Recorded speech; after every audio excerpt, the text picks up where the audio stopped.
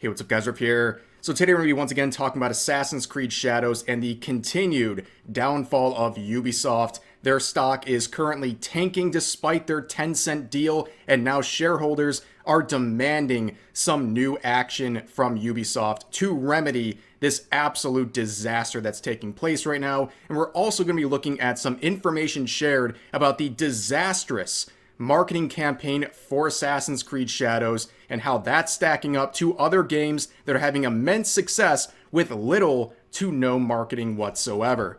So let's begin right here. We have this timeline from Medicare everyone's using, and we've officially reached this point. So we are heading this way the last time we talked about the Tencent deal, but we have now officially checked off Ubisoft firing employees. And that is confirmed right here by Ubisoft Leamington, which announced that they are officially shutting down after about 2 decades of working on games. Now, this isn't too surprising. Back a few months ago, they announced that this was coming, and it also, of course, brings up questions about whether or not they knew about this upcoming Tencent deal, because as we know, about a week ago, there's a major restructuring going on with Tencent, who invested heavily into a new subsidiary of Ubisoft that's focusing on their major game franchises, including Assassin's Creed. So again, with the Leamington shutdown, maybe that was a sign they knew this was coming for months. Wouldn't be too surprising after the continuous failure of major AAA titles over the past year or so. But of course, we saw in real time another shift, and that's among journalists and supporters of Ubisoft. You can see in real time on March 31st, this happening with Insider Gaming. So right here, they say Assassin's Creed Shadows is one of 2025's best-selling games so far, despite the fact they don't know the actual sales numbers because Ubisoft is only releasing player numbers, but that's beside the point. You can see this here, right? Then 1 hour later, they post that Ubisoft stock falls double digits days after Tencent deal. It's poetic how they did that, but as you can see, it collapsed very quickly, as much as almost 12% in certain markets. And looking at Ubisoft's stock, it has been in a free fall over the past week or so since the Tencent deal. You can see just today, another 8% drop. Go back 5 days, a 12% drop. 1 month, 22%. 6 months, 32%. The last year, 52%. And then finally, over the past 5 years, nearly 87% down. That is absolutely insane. How things have changed so much since 2021 and how much this entire company has collapsed. Now, what's been going on over the past couple of days to cause this massive drop-off? Well, a lot of people think it has to do with this right here. Investors demand Ubisoft to renegotiate Tencent subsidiary deal and initiate legal proceedings. So you can see from the article here, a minority shareholder and a growing coalition of shareholders have issued an open letter to Ubisoft to initiate legal proceedings around the recently announced Ubisoft and Tencent subsidiary deal.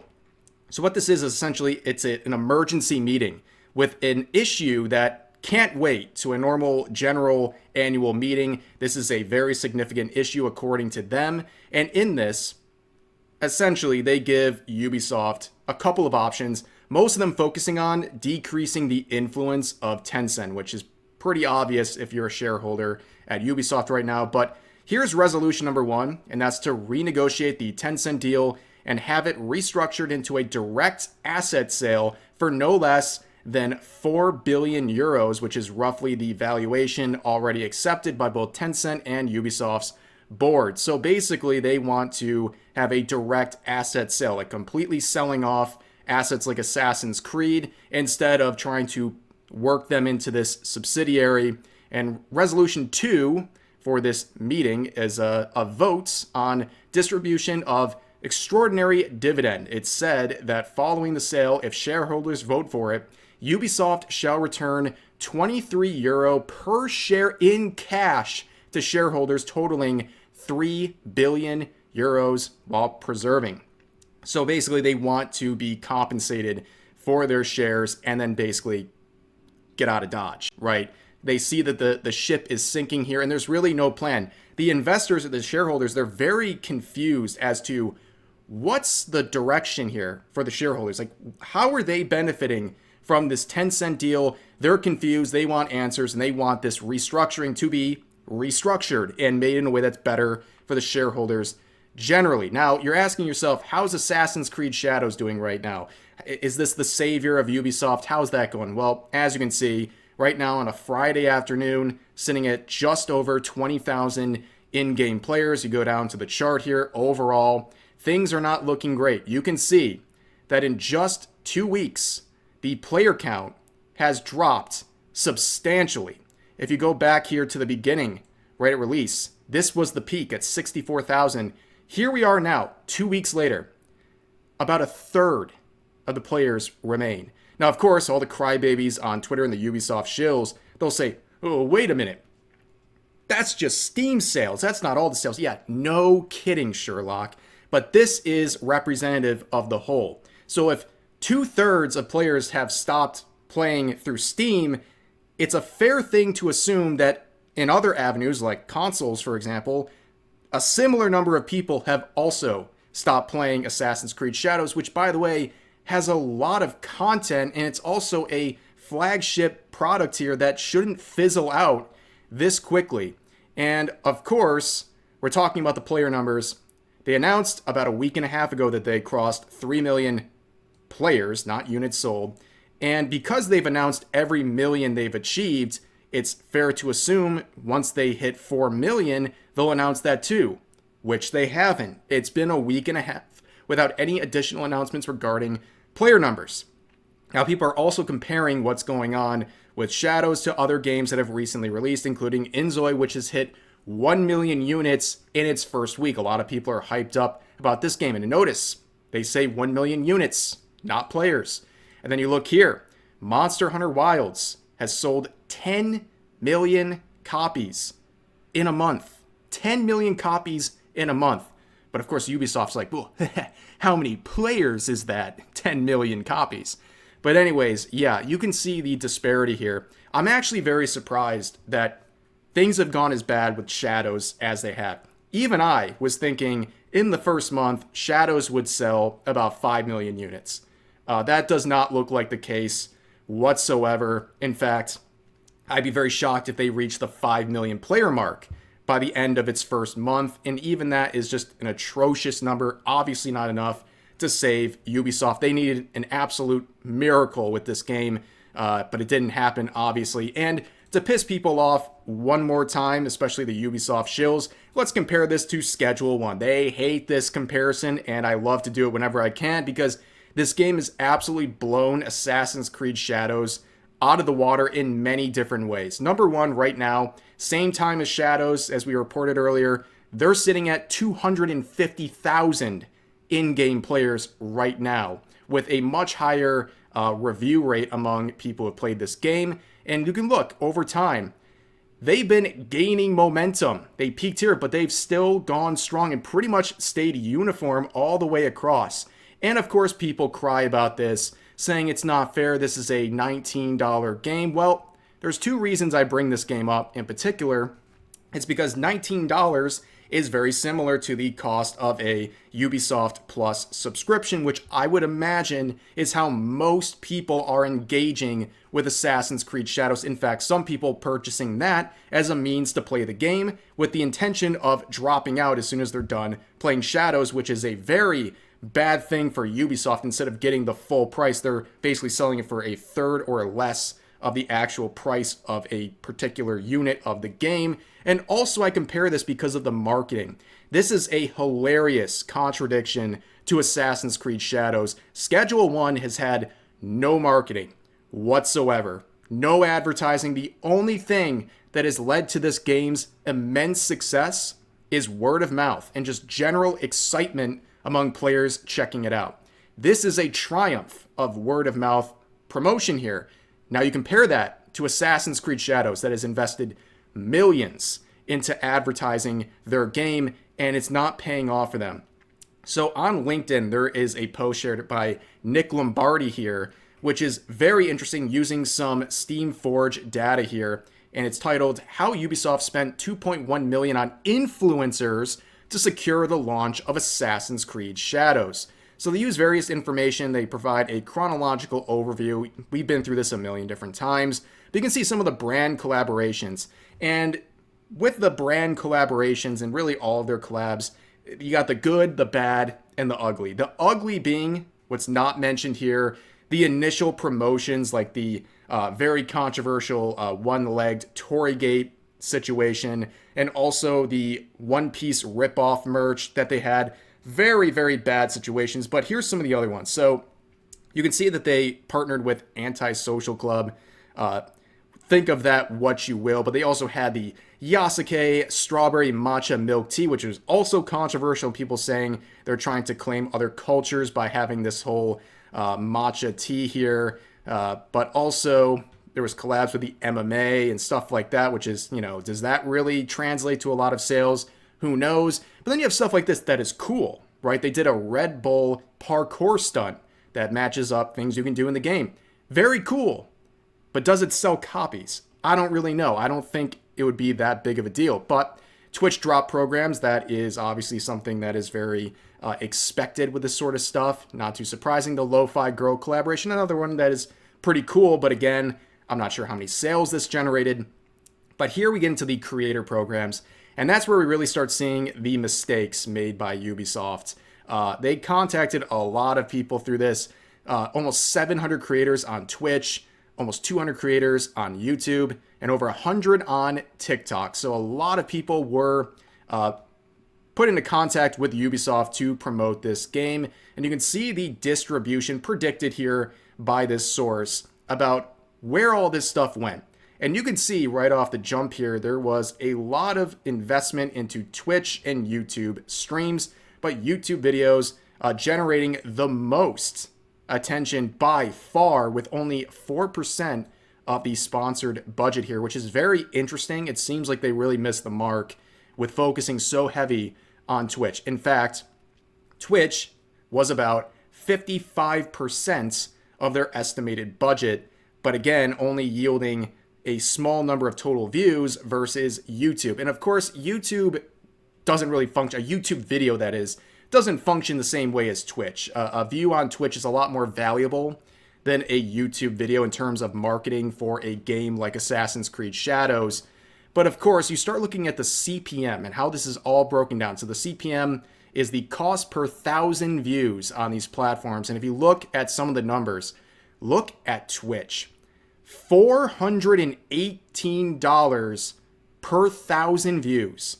That is outrageous. And then you compare that to YouTube videos, which is less than half of that. So they really went in hard on Twitch streams, and it doesn't really look like it paid off very much. They try to say here this is like a long-term, like quality investment instead of quantity with Twitch, but I don't know. The disparity is so huge. I don't really know if this was the best use of their marketing.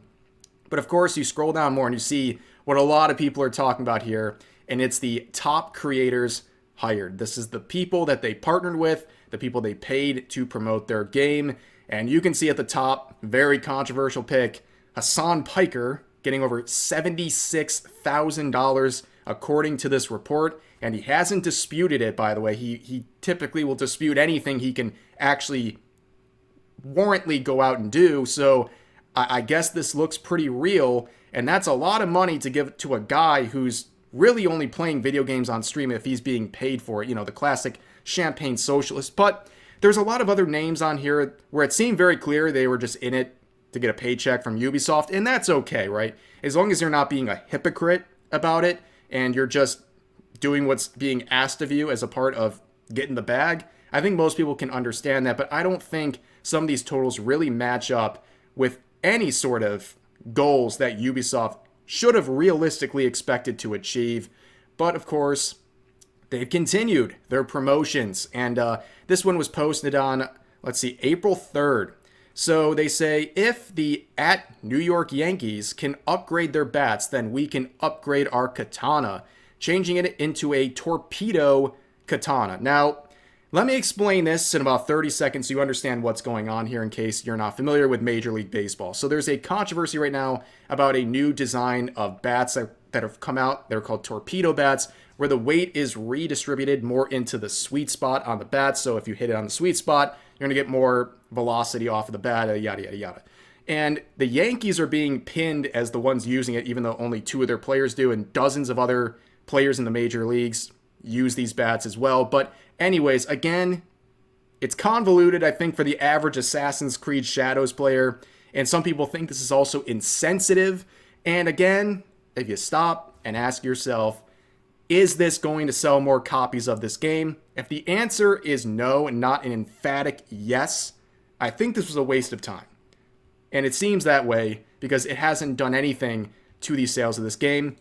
And Ubisoft is also trying to pump some life into other franchises like Star Wars Outlaws. Please just let this thing die. It's going to have to die twice now. This is absolutely embarrassing. Or really 3 times we think about Steam sales. But yeah, they say we're thrilled to announce that Star Wars Outlaws will be coming to Nintendo Switch 2 in 2025. Stay tuned for more updates. Now, of course, the whole Nintendo Switch 2 situation is an absolute mess right now, and something that probably deserves some more time before being talked about because there is a whirlwind of misinformation going on here. But anyways, I don't think Star Wars Outlaws is the answer, but I guess, why not at this point? They've thrown so much money into this, they might as well throw a little more and hope something different happens. But I want to end this video on one clip here, which really explains everything going on with Ubisoft as well as Tencent as well, and across the industry in many degrees, where there is a golden parachute. There's always a golden parachute for those at the top. There's no accountability at the top when it comes to someone like Ubisoft. It's always the top that stays secure in their position. They never face the real consequences for anything that happens in their company and the direction they have led their company. And that's bad. And it's reflected here by the Arrowhead CEO when talking about the success of Helldivers 2, in particular, its maintenance of success over time. Learning, maybe. This is more, and we touched upon this, I think that it comes back to sustainable growth. I wish that our industry hadn't shed almost, 20, 30, 40, 50,000 jobs the past 2 years. And it's going to get a lot worse, by the way. That number is going to skyrocket, and you can probably thank Ubisoft for that because they are going to lose thousands upon thousands of employees over the next couple of months with this Tencent deal. I think that is a guarantee at this point. And the reason for that is that a lot of people in the top were making very unsound business decisions, and there's very little accountability in their part. Who among these executives is stepping down from the positions because they took these shitty decisions or slashing their salaries? It's like, you think about the Guillermo brothers over at Ubisoft. Do you think they're ever going to step down? I mean, clearly they have driven the ship into an iceberg here. They are the ones who are driving this company into the ground, and they just won't leave. And they're making it very clear they don't want to leave, and they're probably never going to unless they are literally forced out by shareholders. That's not generally happening. What's happening is that regular folks, regular developers are paying the cost of that. And I think that that's a terrible way to manage and run our industry. And just because you can hire or grow and triple in size in 6 months doesn't mean you should, or that it's the best thing for the studio's long-term health. And yeah. All very good points, and at the end of the day, with Ubisoft too, it's a shame because there are a lot of talented developers at Ubisoft who are not going to make it, right? They're going to have to look for new jobs. Of course, it's a very bloated work lineup at Ubisoft. They have way too many employees, but there are a lot of talent that are going to lose their jobs. When it comes to this subsidiary, they're clearly only going to take the best of the best from Ubisoft, and that doesn't mean the people who are left are bad. It just means they're not the best, because what would Tencent take for these 3 top franchises with the subsidiary other than the best of the best Ubisoft has to offer? But that's going to do it for this video. As always, feel free to share your thoughts about today's topics in the comment section down below. Hope you guys enjoyed the video, and I'll see you next time.